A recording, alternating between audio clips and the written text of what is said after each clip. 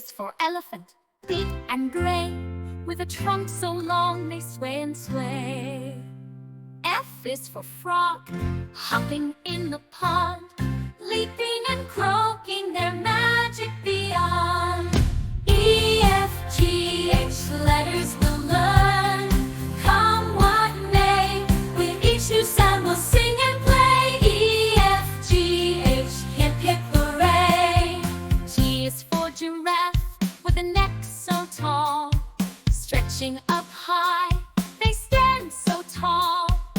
H is for horse, galloping free, in fields of green they run with glee.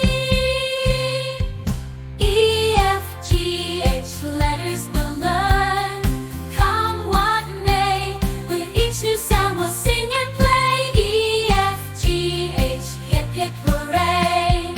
Elephants and frogs, giraffes and horses, in the animal kingdom where adventure courses, learning our letters as we explore.